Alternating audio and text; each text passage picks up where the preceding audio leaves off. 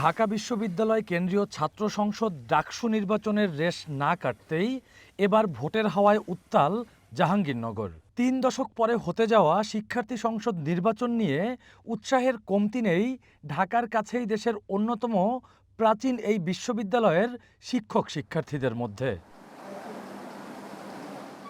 জাহাঙ্গীরনগর বিশ্ববিদ্যালয় কেন্দ্রীয় শিক্ষার্থী সংসদ নির্বাচনে মোট ২১টি কেন্দ্রে হবে ভোট গ্রহণ। আমি এই মুহূর্তে রয়েছি আফম কামাল উদ্দিন হলের একটি ভোট কক্ষে। আমরা ইতোমধ্যেই দেখছি যত রকম প্রস্তুতি রয়েছে ভোট গ্রহণের তা কিন্তু শেষ করেছে ডাকসু নির্বাচন কমিশন। এবার ভোটারদের অপেক্ষা আগামীকাল সকাল থেকে ভোট দেওয়ার। সম্পূর্ণ আবাসিক এই বিশ্ববিদ্যালয়ের প্রতিটি হলেই বসেছে ভোট কেন্দ্র। হলের কমন রুম বা টিভি রুমে স্থাপন করা হয়েছে বুথ। নির্বাচনী সরঞ্জামাদি পৌঁছে যাবে যে কোনো সময়। ভোটের এমন হাওয়ায় উচ্ছ্বসিত ভোটাররা। আমাদের হলের ছেলেরা একটু দেরিতে ঘুম থেকে ওঠে, কিন্তু কালকে যদি একটা উৎসবমুখর দিন, আমি মনে করি যে এরা এক্সাইটমেন্টের ফলে খুব দ্রুত ঘুম থেকে উঠবে এবং 10টা থেকে 12টা এই সময়টার মধ্যে আমি মনে করি যে লাঞ্চের আগেই ম্যাক্সিমাম ভোট কাস্টিং হয়ে যাবে। শিবিরের যারা কনফিউজড ভোটার ছিল তারা হয়তো ওই দিক এখন কনফিউশনটা কেটে গিয়ে ওরা হয়তো স্বতঃস্ফূর্তভাবে ভোট দিতে পারে শিবিরকে। তবে এখানে শিবিরের ফিল্ড অতটা ভালো নেই। আমাদের যারা স্বতন্ত্র আছে এবং অন্যান্য দলের আছে সবারই মোটামুটি ভালো সম্ভাবনা আছে আর কি। একক ছত্র আধিপত্য কারোই এখানে দেখা যাচ্ছে না এখন পর্যন্ত। স্বতন্ত্র থেকে আমার মনে হয়েছে যারা দাঁড়াইছে বা রাজনৈতিক প্ল্যাটফর্ম থেকে যারা দাঁড়াইছে, যারা যোগ্য তাদের আমরা ভোট দিব। আর আমি বিশৃঙ্খলা করার মতো কাউকে দেখতেছি না, আমার মনে হইতেছে না যে কেউ বিশৃঙ্খলা করবে। জাহাঙ্গীরনগর বিশ্ববিদ্যালয় শিক্ষার্থী সংসদ ডাকসু নির্বাচনে ভোট গ্রহণের দুদিন আগে করা ডোপ টেস্টের ফলাফল প্রকাশ না করা নিয়ে অভিযোগ শিবির প্যানেলের প্রার্থীদের। যদিও ভোটের জন্য মুখিয়ে আছেন স্বতন্ত্র প্রার্থীরা। যতটা নিরাপত্তা ব্যবস্থা জোরদার করা দরকার ছিল প্রশাসনের পক্ষ থেকে, যে এই বিষয়টি কিন্তু করতে তারা ব্যর্থ হয়েছেন। আমরা একটু আগেও নির্বাচন কমিশনে গিয়েছিলাম এবং সেখানে আসলে আমাদের প্যানেলের পক্ষ থেকে দাবি জানিয়েছি যাতে নিরাপত্তা ব্যবস্থা জোরদার করা হয়।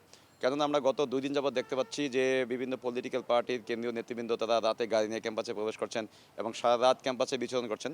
তো আমরা এই বিষয়টি নিয়ে আসলে খুবই উদ্বিগ্ন, কেননা নির্বাচনকে প্রভাবিত করার মতনে বিভিন্ন গোষ্ঠী কিন্তু ইতিমধ্যে কাজ করে যাচ্ছেন। আমরা চাই যে কোনো মূল্যে একটি সুষ্ঠু নির্বাচন হবে এবং আগামীকাল আমাদের যারা প্রিয় শিক্ষার্থীরা আছেন, সম্মানিত ভোটার যারা আছেন, তারা স্বতঃস্ফূর্তভাবে ভোট কেন্দ্রে গিয়ে যার ভোটটি তিনি দিবেন এবং যাকে তারা তাদের দৃষ্টিকোণ থেকে যোগ্য মনে করবেন সেই যোগ্য প্রার্থী থেকে তারা ভোটটি দিবেন। নির্বাচন সুষ্ঠুভাবে পরিচালনার জন্য প্রতি কেন্দ্রে একজন রিটার্নিং কর্মকর্তার পাশাপাশি 21 কেন্দ্রের জন্য 67 জন পোলিং অফিসার নিয়োগ করার কথা জানিয়েছে নির্বাচন কমিশন। আর আইন শৃঙ্খলা দেখভালে ক্যাম্পাসের 12 ফটকে সতর্ক দৃষ্টি রাখবে পুলিশ সদস্যরা। পুলিং অফিসারগণকে সহায়তা করার জন্য 67 জন অফিসার যারা বিশ্ববিদ্যালয়ের বিভিন্ন বিভাগে বা হলে কর্মরত আছেন তারা আছেন। একই সাথে প্রতি হলে একজন রিটার্নিং অফিসার যিনি ওই সংশ্লিষ্ট হলের ওয়ার্ডেন, ওই স্যারের তত্ত্বাবধানে ভোট কেন্দ্রটি পরিচালিত হবে এবং ভোট কেন্দ্রে হল প্রাধ্যক্ষ যিনি হল সংসদের প্রেসিডেন্ট সভাপতি প্রাধ্যক্ষ মহোদয়, উনি পুরো নির্বাচনটি ওনার সংশ্লিষ্ট হলে উনি তদারকি করবেন এবং উনি অভিভাবক হিসেবে হলের সেই নির্বাচনটি যাতে সুন্দরভাবে সম্পন্ন হয় উনি সহায়তা করবেন। ডাকসু ও হল সংসদ নির্বাচনে স্ট্রাইকিং ফোর্স হিসেবে থাকছে সেনাবাহিনী। এমন খবরের স্বস্তিতে বিশ্ববিদ্যালয় প্রশাসন, প্রার্থী ও ভোটাররা। সবার আশা অবাধ, সুষ্ঠু ও গ্রহণযোগ্য নির্বাচনের উদাহরণ তৈরি হবে জাহাঙ্গীরনগরে। Rakibul Rahat, one news, Savar, Dhaka.